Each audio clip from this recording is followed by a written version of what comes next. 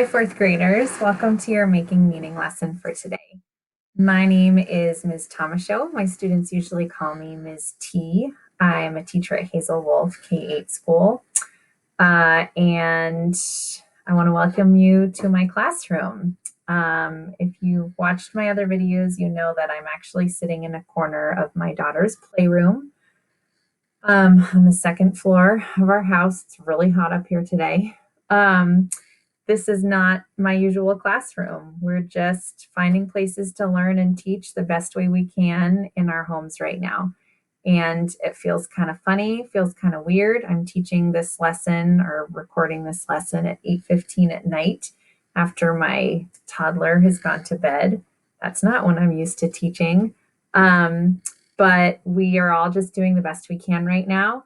And I'm really happy to be teaching and learning with you and getting ready to read a great book with you. And I know that you're doing the best that you can wherever you are also. So thank you for being here. Thank you for being a part of this lesson. I want to let you know that there will be a couple of times today as I'm reading and as we're thinking that I will ask you to stop and think. And then I'll ask you to turn and talk or turn to your partner. I know that you may not actually have somebody to talk to. It's okay to talk to a family member, to a pet, to a stuffed animal, to an invisible person, whatever makes you feel most comfortable. But it really is important and helpful to talk your ideas out loud, get them out of your brain and out into the world. Even if nobody's hearing them except for yourself, it still helps grow those ideas. So please do turn and talk when I ask you to turn and talk. And then I'm actually today going to be asking you to write a little bit as well. So if you don't have a pencil or a pen and a piece of paper or the district packet for this week with it open to today's lesson, take a second to go get those things right now. All right, and hopefully you're ready. Okay, so here we go. So in the last lesson, we read an excerpt, which means a part of a picture book of Amelia Earhart. And we read this page over here. And after we read it, we identified important ideas from the text. And then we also identified some supporting details. It's really important to practice identifying important ideas and supporting details as you read because it really helps you understand and enjoy what you're reading, especially with nonfiction texts. It really helps you hold on to what you're supposed to be learning from a text. So we are going to keep working on that today. We're going to think about and talk about and write a little bit about important ideas and supporting details in the rest of this excerpt from a picture book of Amelia Earhart. So I'm going to start reading where we left off on this page here. Starts with "They never made it." And then I'm going to go on and read the next two paragraphs on the next page also. And then we'll stop and we'll talk a little bit about what important ideas you identify from these parts of the text. All right, so think as you listen about the important ideas and also what information supports or provides more details about those important ideas. Okay. They never made it. Amelia Earhart and Fred Noonan disappeared somewhere in the Pacific Ocean. There was an enormous search, but they were never found. Before she was lost, Amelia wrote to her husband, "I am quite aware of the hazards. I want to do it. Women must try to do things as men have tried. When they fail, their failures must be but a challenge to others." Amelia Earhart was America's first lady of the air. She was a courageous flyer, a pioneer. She risked her life to prove that in the air and elsewhere, women were up to the challenge. She certainly was. All right, so let's go back to this page. On this page here, just take a moment to think. What do you think is the important idea from this section of the text? Think to yourself. And then just go ahead and say it out loud. And as you say it, support your thinking by adding on the reason I think this is. So the important idea from this part of the text is, and the reason I think this is, and then go ahead and choose one supporting detail that really supports that important idea on this page as well. And I'll ask you to turn and talk again. And again, I'm going to ask you to turn and talk about what is it that makes you think that? What is your reason for thinking that that is a supporting detail to the important idea you identified? I'll hold this up again.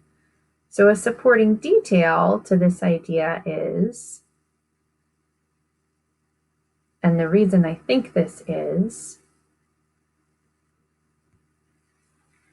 all right. So I was thinking about this also, and you may have come up with something different, but I was thinking that the important idea on this page is really that they never made it, that they did not complete their journey. And then I'm going to switch colors here. If you have a different color to use here, that would be great. I'm going to underline the supporting detail that I found in a different color. So my important idea is that they never made it. A supporting detail could be that there was a search for them, but they weren't found. And the reason I think that's a supporting detail is because it goes along with the fact that they never made it. So an enormous search on its own, that's not the important idea, but it really does help us understand more about the fact that they never made it. Not only did they not make it, but they were never found. But they were never found, that's an added and a supporting detail to this big important idea here. Okay, so let's check out the next page also. I'll reread this one more time. And as I'm rereading, keep thinking, what is an important idea from this page and what is a supporting detail? Before she was lost, Amelia wrote to her husband, I am quite aware of the hazards. I want to do it. Women must try to do things as men have tried. When they fail, their failures must be but a challenge to others. Amelia Earhart was America's first lady of the air. She was a courageous flyer, a pioneer. She risked her life to prove that in the air and elsewhere, women were up to the challenge. She certainly was. Okay, so go ahead and think to yourself, what is an important idea on this page? And what is a supporting detail to that important idea? And why do you think that? Go ahead and turn and talk out loud. So an important idea from this page is, and a supporting detail might be, and the reason I think this is,